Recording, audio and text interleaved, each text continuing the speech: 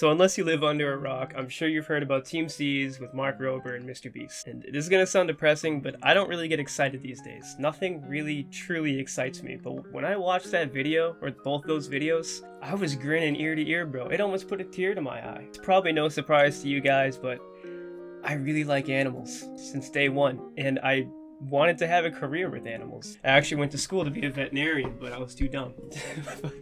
So that's why I make silly YouTube videos. Let's break this down a little bit. There is a lot of pollution on this planet, and just cleaning up the plastic isn't gonna fix the entire world, but it's a good step in the right direction. But plastics and pollution, all this garbage, it affects our planet a lot. You'd be surprised at how important the entire ocean is for our planet. There's this thing called the Great Pacific Ocean Patch. What this is a 1.8 million kilometer patch of garbage in the middle of the Pacific.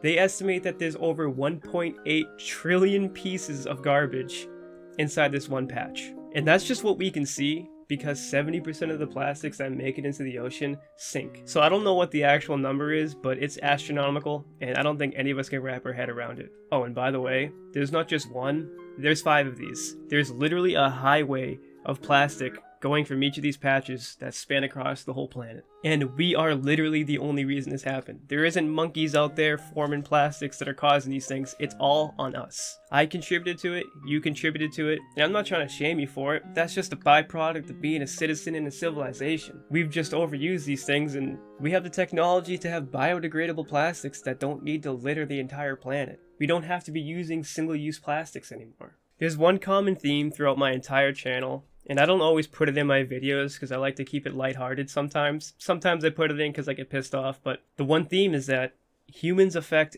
every single animal on the planet. I guarantee you that if you Google whatever animal you're thinking of and put human effects next to it, there will be something bad. There will be something about us either hunting them, making them go extinct, using them for research purposes, or destroying their habitat. And this doesn't need to happen. We're just selfish. We're selfish to our planet, and we're selfish to our fellow beings on the planet. I'm sure you've heard of mass extinctions before, right?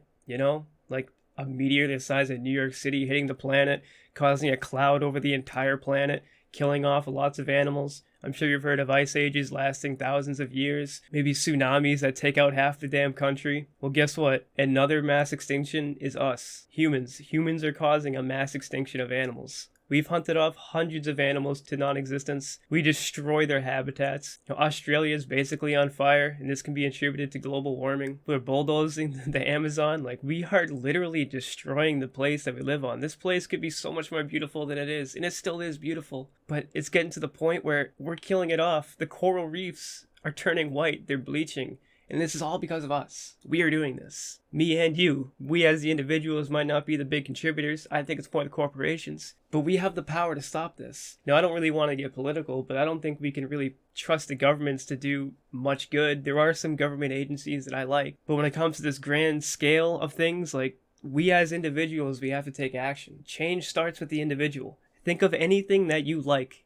Anything that you use. You like computers, you like iPhones, you like electricity, hell, do you like lighting? It all started with one person. One person had the idea. One person contributed. Now, eventually, many people came together to help create the great things that we have today, like iPhones and all that stuff. And I'm not saying that if you donate $10 to Team C's that you're going to change the world, but you're going to help change the world. And now, I wish I could donate more. I don't have a lot of money. I'm basically broke, and $10 is a few days worth of food for me, so I wish I was in a position where I could donate more money. But maybe if this video reaches someone, touches someone, then I think it's worth it. If you can't donate, maybe start being a little more conscious of what you do. If you have to buy plastics, make sure it's biodegradable. Stop using straws. Start using metal straws. Don't buy 6-packs with the rings, and if you do, cut them so the sea turtles don't get messed up. Hey, animals are affected in a lot of ways, man. Microplastics are being found in every single oyster that we find. If you open up a shark's belly, chances are there's some garbage in there. I'm sure you've all seen the pictures of those 6-pack rings around animals. There's fishing nets that are caught up in the ocean that are just killing dolphins and sea lions and basically every mammal out there because they get caught up in it and they can't eat and they drown. It's sad, man. It makes me genuinely depressed. Because this is all avoidable. This doesn't need to be happening. We're doing unnecessary suffering to the world. And it doesn't just affect animals. It affects us too. Algae and plankton, they need sunlight to grow. When there's a giant patch of garbage on the water, there isn't any plankton or algae growing there. And that plankton and algae provides us with 50 to 80% of the oxygen on the planet. The ocean is where we get most of our oxygen. If there's a big patch of garbage, it's not going to happen. And that's not the only thing they do for our planet, because the algae and the plankton, like, you've all seen a food pyramid, right? The bottom is always the most important, because the bottom of that food pyramid provides all the energy for everything above it. And that's the algae and the plankton and other sea plants. And there's less and less of that every day. If you have the money, throw a few bucks towards them. Throw what you can, you know?